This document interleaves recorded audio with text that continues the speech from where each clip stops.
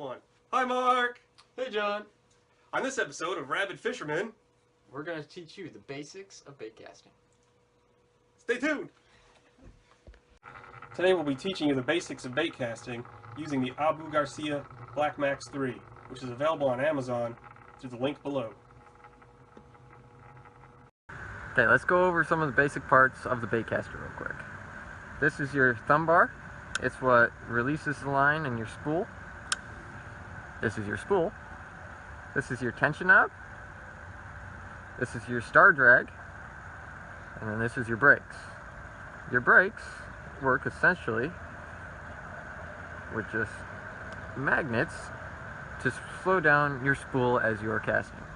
The higher the setting, the more magnets are protruding and will slow down your spool. So how you want to set up your bait caster as a noob.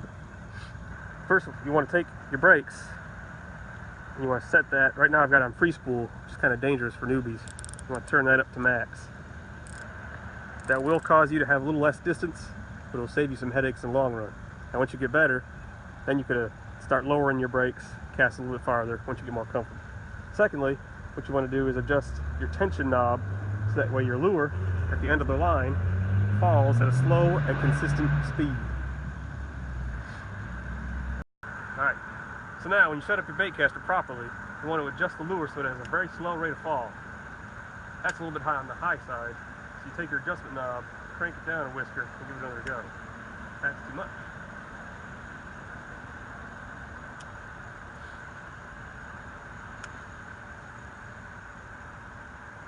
That's what you want right there. Put your thumb, click the button, holding the spool, making sure it doesn't just free spool from the beginning.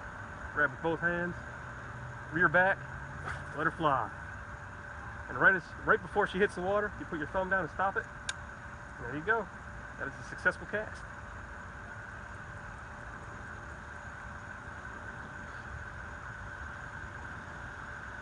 Click the button, thumb on the spool, two hands, rear back, let it fly.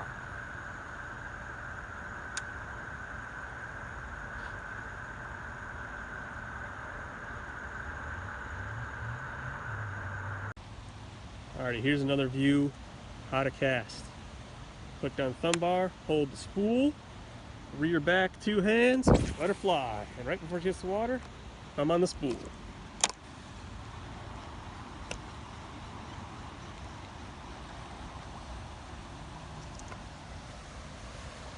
Thumb on the thumb bar, hold the spool, rear back, stop it before it hits the water. Alright, so Anthony just walked you through the very first steps.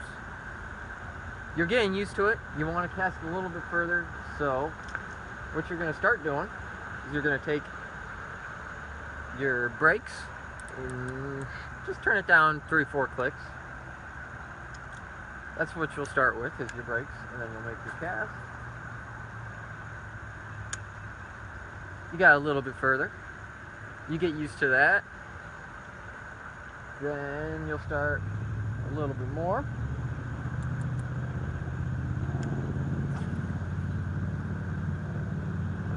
It's getting out there, but you still want a little bit more.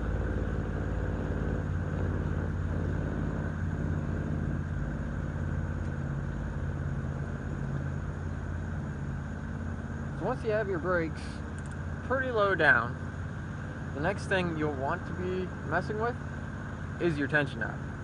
You're going to want to back that off. So from your normal fall rate, which was about there to begin with, you're going to want to let it speed up a little bit. You got to make sure that you have a really fast thumb for that though. So let's see. That's a pretty decent fall rate for getting some distance. So you got to be quick on the draw before it hits the water.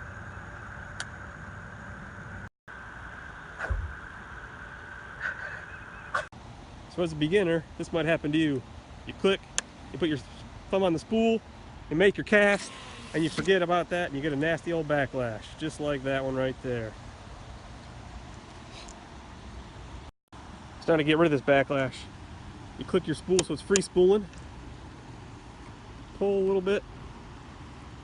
You keep pulling until you feel a good bit of tension like that. You don't want to tug because it'll break your line. You want to back off. Basically, you want to work it out. Every little bit that's curled over it, you want to work out before you keep pulling out the front ways. And there we go. We're free. Once you're free, take your hand here, hold it, give a little bit of tension, and reel in. Keeping a little bit of tension so that way the line goes back on nice and neat. And there you go. Backlash is gone.